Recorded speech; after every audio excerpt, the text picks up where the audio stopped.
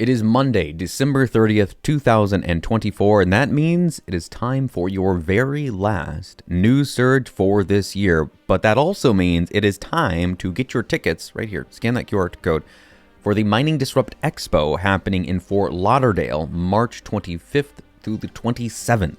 That's right, Florida. It's going to be toasty. Bring your swim trunks, get ready to meet people, go to the poker party, hang out with other Bitcoiners, and learn from the people that know about mining the best, because that's what they do. We're going to jump right over to the numbers. We are looking at a Bitcoin price of $95,064. I feel quite fortunate to be able to get sats back over 1,000 per dollar right now. It is a nice feeling. On-chain fees are, they're low. They're low. Week after week after week after week, they are low. Public nodes, a little over 20,000 right now. And the next difficulty adjustment will be here in 107 blocks, right around the corner. We're a little bit ahead of schedule. Blocks are coming in at 9 minutes and 53 seconds. Will mean it'll be an upward tick of 1.23.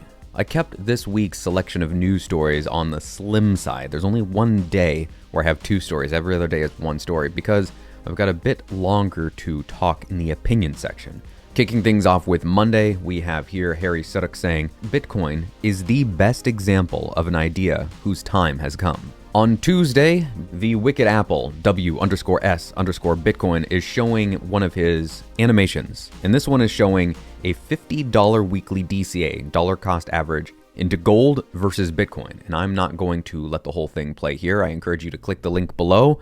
Take a guess at which one you think wins out. If you guessed one way, you might be right. And if you guessed the other way, you might not be right. I think you know which way it goes. But how right are you? That's the question you should be asking yourself. No news story for Wednesday. That was Christmas. You filthy animals. I hope you had some fun times, some memorable times with your family. Me, it was pretty relaxed.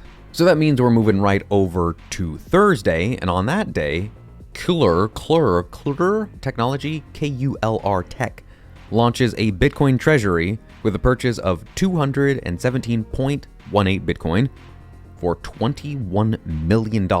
I wonder how many more companies we will see doing this in 2025, especially with this incoming administration. I am predicting that 2025 will be exceptionally wild. The second point from Thursday is this, coming out of El Salvador by Omar Daz. He says, Bukele wants a Bitcoin node in every home in El Salvador. Max Kaiser says Bitcoinization of El Salvador is one of the president's goals for 2025. On Friday, Dom Bay at Baywatch1 shows the federal minimum wage is $7.25 an hour. In Bitcoin, that would have been, in 2011, 1.7 Bitcoin. Jumping on up to 2017, that would have been 0.0016 Bitcoin. And in 2024, that is 0.0000076 Bitcoin. You might think that the title and thumbnail were a little bit on the clickbait side, and I would categorize what I did there as honest clickbait. I'm going to play this clip from a recent chat that Natalie Brunell, Preston Pish, James Lavish, Susie Bids, and I don't remember Natalie Brunell's friend's name, but they were all on this panel discussion end of year talking about Bitcoin. And there's one point where Preston Pish says what I'm about to play. Pay attention. At the core of a person who gets it is a person who actually believes deep down inside that they can receive a massive gift in life and they can be abundant and prosperous in their life. That person at their core who believes that about themselves is a person that's ripe for learning about Bitcoin. A person who looks at the system and says, no matter how hard I work, life is going to suck today and it's going to suck even worse tomorrow. Or they think that the whole system's rigged. Like deep down inside, they say the whole system's rigged. It's not even worth trying to get ahead. That person is never going to see it because they're going to look at it and say, there's $100,000 imaginary coin that these idiots are trading. They're going to get totally rope-a-doped and screwed. But a person who at their core knows that they're here for a much bigger purpose and to just really break through in their life. And are curious. Yeah. And are curious and that work hard and thrive to learn more. That person's going to find it all day long. I played that clip in its entirety because what Pish says there, what Preston Pish says there, spoke to me when I heard it in a way that few other things have.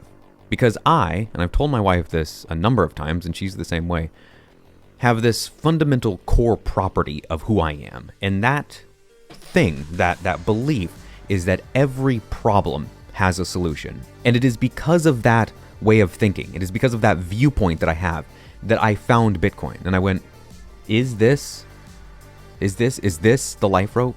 Is this the safety raft to get away from the sinking ship that is this thing that I didn't even know. I didn't even know what fiat was. I had no idea about all of that before I started my journey down the proverbial rabbit hole.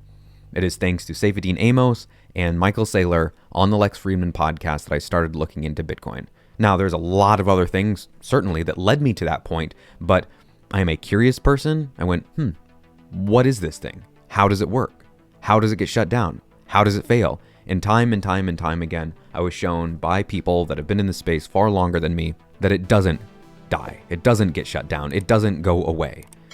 There's something that I've said a number of times. I've said it here. I've said it on other podcasts that I've been on. I've said it plenty of times.